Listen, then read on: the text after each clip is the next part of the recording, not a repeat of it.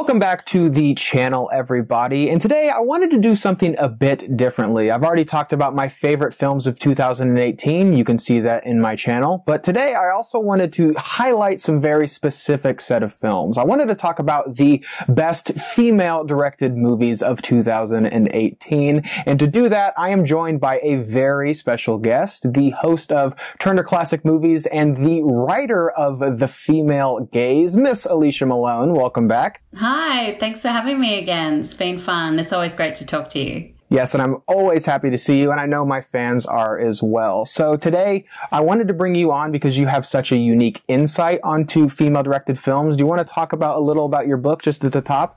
Yeah, I like it. It's placed nicely in the background there. Thanks for that, Garrett.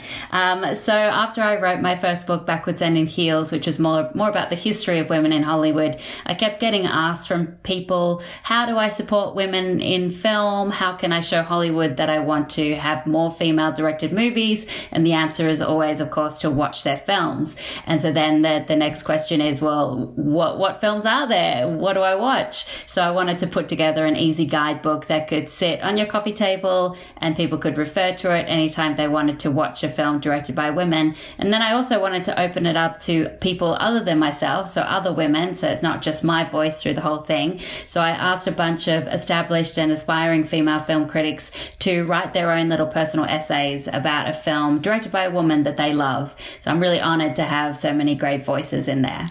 And hopefully today I can even try my own to have a little bit of a voice into adding to that very long catalog of female-directed films. And especially because a lot of these films are very readily available. A lot of these movies are available to watch on video on demand and Netflix and Amazon Prime and a lot of those things. I know, and I do recommend everybody go and watch it because every stream, every download definitely helps to send that message to Hollywood. And, you know, hopefully in the future we won't have to highlight female directors. They'll just be directors. But right now I think it is important to talk about it and to support them. So thank you for doing this. Absolutely. So without further ado, let's get started with your number 5 pick. My number 5 pick is Private Life by Tamara Jenkins. She's someone who had a bit of a hiatus between making films. She made The Savages, I think 10 or 11 years ago, and it took her a long time not only to write her script, but also to get financing, which is something that we see very often happens with female directors, that they can make one independent film and then they struggle to make another film of a bigger budget. But this is a very personal film for Tamara. You know, she said she struggled with her husband to conceive a baby. It's something that many women have troubles with. You get to a certain age, maybe you put your career first, maybe you haven't found the right person to have a baby with, and by the time you are ready, it's impossible. So you have to go to scientific means. I've got friends who have gone through IVF, and I've said to them, I don't know whether they should watch this movie or not because it might be a little close to home, but it's very funny as well. It follows a couple played by Kathryn Hahn and Paul Giamatti as they are trying to conceive a baby, and they go through all the ups and downs in their own relationship as they go from IVF to surrogacy. Very truthful, and it's one that you can see on Netflix right now.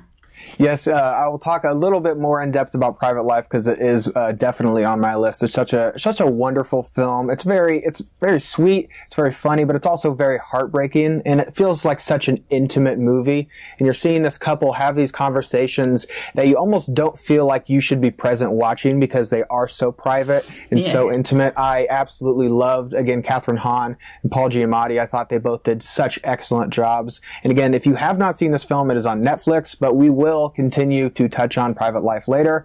For my number 5, I have another Netflix original with the documentary Shirkers, which is about this independent film and this group of women who decided to make this movie. I thought this film was incredibly original. It was very fun. It was such a vibrant and unique film as well. And this was also such a great year for documentaries. I feel like this is probably one of the more prominent years where I think there's been a lot of public focus on documentaries. I can name offhand multiple documentaries that I've heard tons of people talking about, but Shirkers is definitely my favorite of the year. And I feel like this film, even though it the focus of it takes place decades ago, I feel like this is such a relevant movie, and it feels like such a perfect time capsule of 2018.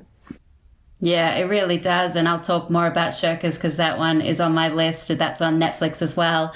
Leave No Trace is my number 4, and that's directed by Deborah Granick, another woman who had a long hiatus between making movies, not by her own choice. She made Winter's Bone quite a few years ago, and that was the film that launched Jennifer Lawrence, gave her an Oscar nomination, and then she struggled to get another film together and financed and get opportunities to make another film. She did a lot of TV in the interim, but I'm so glad that she came back with Leave No Trace, another small indie starring another wonderful young discovery, Thomasin McKenzie, who plays a young girl who is out in the wilderness with her father, played by Ben Foster. At first, you don't know why they're camping out in the middle of nowhere. Slowly, that gets revealed, and it brings up so many interesting thoughts about technology and whether it's something that kids are missing out on, being out in the world and being able to have skills that are very useful, like making fires and that kind of thing, instead of being on social media. So it's a lot about it, but also about keeping people away from society. So much interesting stuff here and great performances all around. And that is on iTunes, I believe, and Amazon Prime. And I think on iTunes it's 99 cents. So check it out. Absolutely. And I think it is on Amazon Prime, but I think it's also free on Amazon Prime. So if you have a subscription, the only thing that you will be spending is your time. But Leave No Trace is not on my list. I did very much enjoy the film. As you said, it's lovely to see that director make a return. This movie reminded me of a more serious look on like the events that we saw in Captain Fantastic, the Viggo Mortensen film. I thought this movie had such a beautiful portrait of the father-daughter relationship. I think this film has a lot of elements that a lot of father-daughter relationships will be able to draw connections with between their own life, about just kind of leaving the nest in a sense and going on to do bigger and better things without your family, and kind of growing into becoming your own self independently from your family.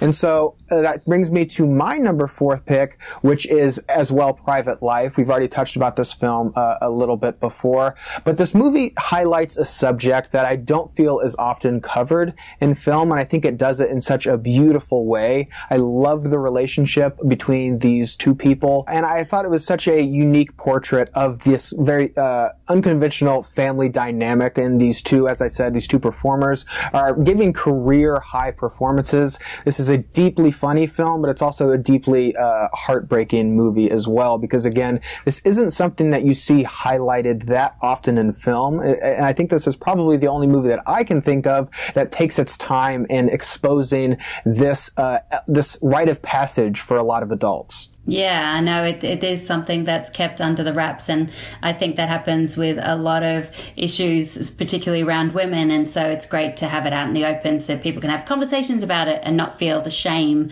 around not being able to conceive a child. My number 3 is one that you mentioned, and that is Shirkers by Sandy Tan. Great documentary, like you said, it's very experimental and follows a story of a girl trying to capture her own voice once again as it's being stolen from her by a guy. So that's why you mentioned it feels very timely for 2018, a woman standing up and reclaiming her place.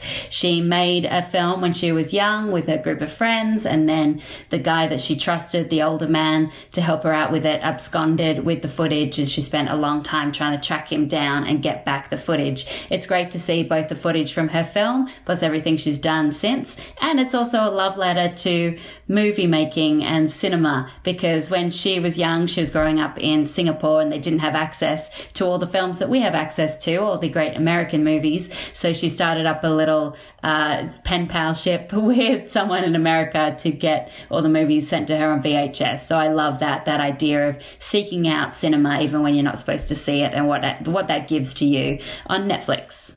Yes, absolutely. I think this film, as you said, is very, it touches home for a lot of film lovers and just passionate people in general, going truly out of your way to pursue something that you are very passionate about. I, again, really love this film. It was one of my favorite films of the year. And as we've said, if you have the means to do so, which a lot of you do, it's on Netflix, please seek out this film. But that brings me to my number 3rd pick, and it's another movie like Shirkers or like Private Life that is a very autobiographical autobiographical film. The filmmakers behind this movie were able to mold it and reflect experiences that happened in their life. And I don't think in any movie I saw this year is it more true than in The Tale, which was written and directed about Jennifer Fox. And this movie is also about her, about this woman who experienced these terrible things at such an incredibly young age, and how she's able to grapple with those events later in life. I thought this film was told in such a way that is really only able to be done so well by those people who actually lived it and actually were able to express how they were affected by this type of situation. I loved how this movie was able to reflect how these events were kind of suppressed in her mind and how she was able to alter these events to be a little bit more digestible for her so she could continue on living. Again, this is another movie that I feel very much so reflects the year in which it was released. This film is not as available as the others. If you have an HBO subscription, you can watch this film, but I highly recommend that if you have the means to do so, you should seek out this movie. It's probably the most powerful film that I saw in 2018. Yeah, absolutely. I mean, talk about trying to reclaim your voice and forget about shame and get rid of the shame that doesn't belong to you. It's such a powerful film. I think Jennifer Fox is really brave for putting her story out there. I saw The Tale at Sundance, and when I walked out, I heard two guys behind me being like, "Ugh, why would you want to put that in a movie? That's so awful." And I thought, that's exactly why you need to, because this happens and child sex abuse happens, and it's important that we see it and we talk about it so that we can work on fixing the root of the problem. My number 2 is You Were Never Really Here by Lynn Ramsey, another film I saw at Sundance last year, and she's just one of the best directors around, in my opinion. She has such a way with melding sound design and cinematography and score to bring you into the mind of a character. Here, it's an anti-hero played by Joaquin Phoenix, who is a hitman who ends up trying to save a young girl's life, trying to save her from sex slavery. It's a very violent film, but all the violence is pretty much off camera. So what you imagine is much scarier than what you actually see. Interesting camera angles. I love the whole scene that's done via security cameras. That was really inventive. A great score, like I mentioned, by Johnny Greenwood, who did the score also for We Need to Talk About Kevin, another one of Lynn Ramsey's films. I think Lynn, if she were a male director, she'd get a lot more praise for what she has done. I think she absolutely deserves to be up there with talking about the greatest filmmakers working today. It's not for everyone, this film, but if you like something dark and dirty, I recommend seeing You Were Never Really Here, which I think is on Amazon Prime. This is also my number 2 pick, so we actually line up here. But I think that Lynn Ramsey and what she's able to do in this film, she takes a concept that we've seen a lot of times before, like with Taxi Driver or Taken, or even like something like Death Wish. And I think what she's able to do is bring her independent film sensibilities and make something really fantastical and really something very unique. This is a movie about violence and redemption, yet it's not a violent film. But as audience members, we're kind of trained to see the film as very violent. It reminds me of the original Texas Chainsaw Massacre. There's a lot of violence in that movie, but it's all suggested. It cuts away from a lot of it. So as the audience, we're kind of forced to make up our own mind about what we think we are seeing. And I've said before, Lynn Ramsey, unlike the weapon of choice in this film, which is a ball-peen hammer, I think she's very surgical and she's very exact in her filmmaking here. When this movie was over, I immediately wanted to restart it and just pick apart every frame of this movie because it's begging to be examined. I absolutely loved this film. Joaquin Phoenix gives probably one of his strongest performances yet, and I do feel that this is probably one of the more underappreciated films that came out last year. This film is not getting the recognition that it deserves, and believe me, it truly does deserve it. So that brings us to our number 1 favorite film directed by a woman in 2018. What is your favorite female-directed film of 2018, Alicia? Well, I wonder if we have the same one. My number one is The Rider, directed by Chloe Zhao, which I wrote about in my book. I actually saw this film in 2017 in Cannes, and it took a long time for it to be released, but I'm so glad that it's out there and available for the world to see. It's also on Amazon Prime, I think, or at least on Amazon. And this is an interesting blend of documentary and narrative film, a docu-fiction, as they call it. She basically takes this true story of a young rodeo rider, Brady Jandrow, and after he has a fall, he is told he's not allowed to ride again.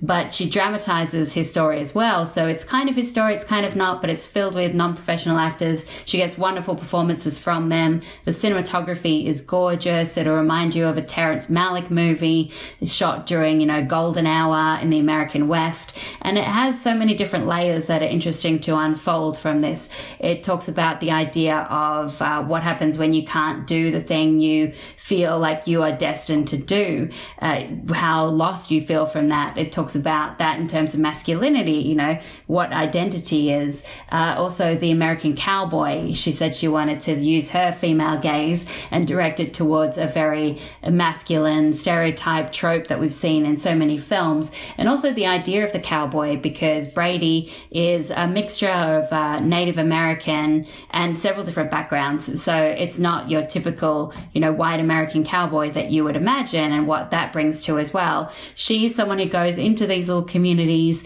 she talks to people and she finds the story, and I think she's a real masterful filmmaker. I'm so happy I got to see The Rider a couple of times now, so I definitely recommend checking this one out.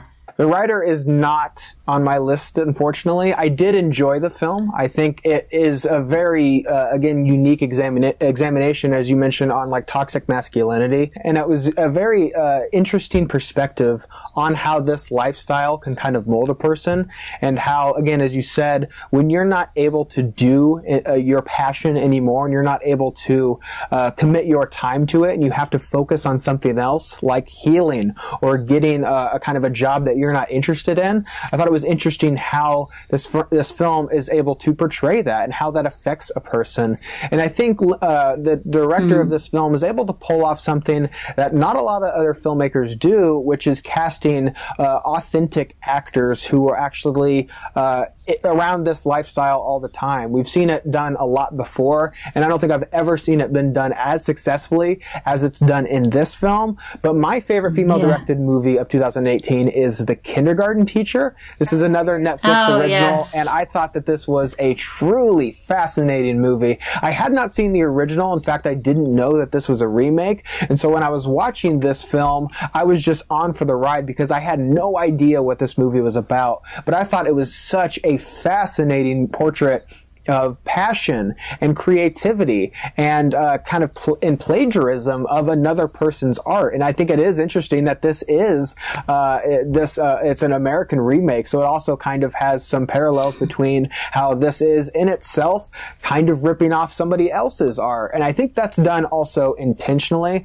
I thought Maggie Gyllenhaal was absolutely wonderful in this film. I think she gives one of the best performances that I saw this year. The actor that plays the young boy as well is truly excellent. I thought this film was very, it slowly ratchets its tension. You don't really know that this is a thriller until you do. This is, for a majority of the film, a drama. But when it starts to get to that point, as an audience member, you start to grow more and more concerned for this young boy. I absolutely loved this film, and this is a Netflix original. So if you haven't seen it, I highly recommend that you do so. I highly recommend that you seek out all of these films if you have the means to do so. We need to support female filmmakers because they have such a unique and such an important voice that we cannot afford to be silenced.